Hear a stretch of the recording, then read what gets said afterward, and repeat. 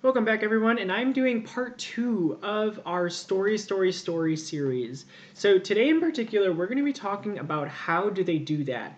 And again, this is a series, so we're not going to talk about all of the writing mechanics in this one video. But today we're going to focus on one part of writing mechanics, hopefully to make you a better writer, and also to help you to better understand how authors and creators are doing things in their stories.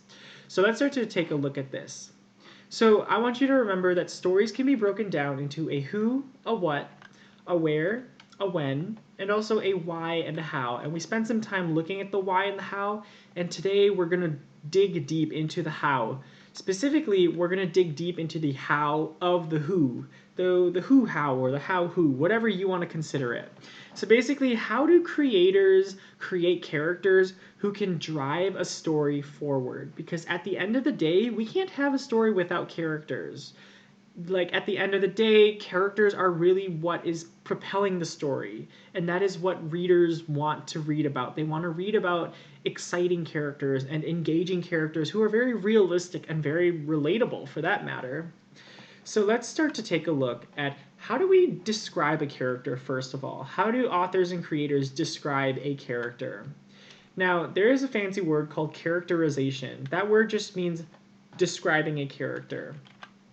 So let's use our girl Katniss Everdeen again, because again, Katniss is one of my favorite characters of all fiction stories. So in general, we have two different ways to describe a character. We have the direct characterization and we have indirect characterization. And I could give you definitions of these, but I just want to give you examples, and then maybe you'll understand what this means. So a direct characterization of Katniss Everdeen would be to say, oh, Katniss is brave. So maybe while I'm reading The Hunger Games, I come across a scene and it says, Katniss is brave. Okay, that's cool. Katniss is brave. I know that now. But it doesn't feel quite as strong, and it doesn't feel quite as satisfying, because the author just had to tell me straight out that Katniss is brave. So another way that authors characterize their characters is through indirect characterization. So, for example, we have a quote directly from The Hunger Games where Katniss says, I volunteer as tribute. Now, keep in mind the context of where this happens. Katniss's sister, Prim, was just selected to go into the Hunger Games, and so Katniss, she stands up and she volunteers as tribute, the very first person to ever volunteer for tribute in the entire history of District 12, and she is the first person to do it. So this matters a lot because it not only shows that she's going against the norm, but also that she's willing to put her own life on the line for her family and her sister. That is pretty darn brave. And guess what? To tell us how brave she was, the author didn't even have to tell us Katniss is brave. The author could just write this scene where Katniss shows a lot of bravery, and that is so much more powerful than just saying Katniss is brave. Now, characterization is great, but what are we supposed to describe? That is the really big question, because we can't just go around like trying to describe character traits of our characters. Like, that would just be useless.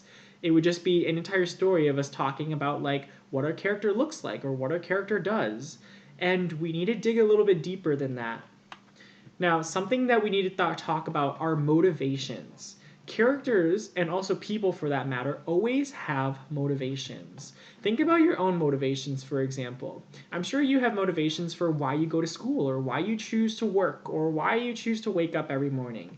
So motivations are super important to us as human beings, and also us as just people going throughout the world and learning how to live a better life. So let's take a look at Katniss Everdeen, for example. So her motivation is, at the beginning of the story, Katniss just wants to feed her family. She goes out hunting almost every day to try to catch something so she can either cook it and feed it to her family, or so she can go sell it and then try to make some money to buy food for her family. So Katniss's whole goal and her motivation is just to feed her family. Now, when she gets into the Hunger Games, however, her motivation changes. In the same way that as you age or as your life situation changes, your motivation is also going to start to change. Me, I'm no longer in school, so my motivation is not to do well in school anymore. I'm a teacher, so my motivation is to be the best teacher that I can be. Sure, that means sometimes I still use some similar skills that I had when I was a student, But at the end of the day, my goal and my motivation is not to be a good student. My goal and motivation is to be a good teacher. Similarly, Katniss's motivation has changed when she gets into the game. Now she just wants to survive. She's no longer thinking about her family. She's no longer thinking about feeding and saving her family. She's just thinking about survival, and that is the biggest thing that she needs to focus on in that moment. Moving on, at the end of the story, we actually see that her her motivation to survive actually drives her to have this idea to make a fake death or a fake dual suicide with love, like to proclaim her love with Tupida. And so they almost eat these poison berries, but of course they don't eat the poison berries, and the capital allows them to both to survive and go back to their lives. Now, this is an example of how Katniss's motivation to survive actually drives her to make this decision and to go through with these actions. So that just goes to show you that motivations really fuel your actions.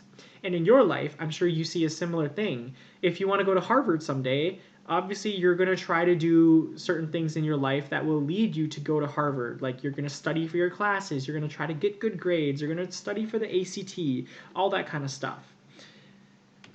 Now, in the later movies and books when we see her, though, Katniss, again, just wants to survive. And I would actually argue that this is her main motivation throughout the next two books, which is one of the reasons why I actually think that the second book and third book are a little bit flat, because Katniss never really develops beyond this.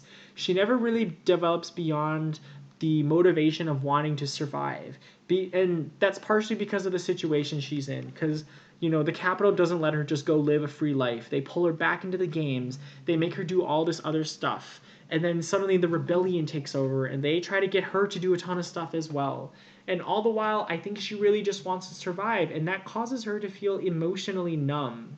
And it's to me, it's both a stale character arc, but it's also a beautiful character arc. I just have this love-hate relationship with the Hunger Games. So those are character motivations, and some questions I always want you to ask yourself. And I'm going to move my little person right here up. So some questions I want you to ask yourself is, what physical or personality traits does this character have? How do you know this? Example, is it indirect characterization or is it direct characterization? And secondly, I want you to ask yourself, what is this character's truth, and how does their truth change? Now, notice that I changed the word from motivation to truth here. And that is because we're going to start to get into themes and why character motivation matters. So, with that being said, what is a plot then? And I'm going to move my little person back down to the corner right here. So, a plot then is actually just this right here.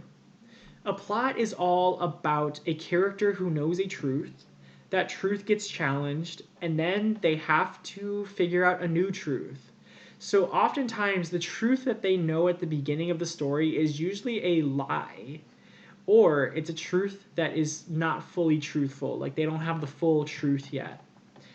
So again, a way that you could think about this is a good story is one where a character knows a truth, that truth gets challenged, and then the character must learn a new truth. And in terms of plot lines and character arcs, this is always where you should be looking. You should always try to figure out what truth does the character know at the beginning of the story, and what truth do they learn throughout the story that challenges them and has to push them to actually learn a new truth. Those are the biggest things of character arcs. And oftentimes, actually, this is where a theme will come from. A theme doesn't just come out of thin air. A theme usually comes from when a character has to learn a truth about life. And when they learn a truth about their life, we as a reader also get to learn a truth about our lives without having to live that life. And that's one of the amazing things about reading. So that's all I've got for this video. The things I want you to take away is always a character's truth. Always try to figure out what a character's truth is at the beginning of the story, middle of the story, at the end of the story. If you can track a character's truth, you can track how they are growing, and then you can also track what message they're learning, therefore what message the story is trying to tell. So remember, every character has a truth, and we just have to figure out what that truth is. Thank you for watching this video, and make sure that you stay tuned for the next video in the series.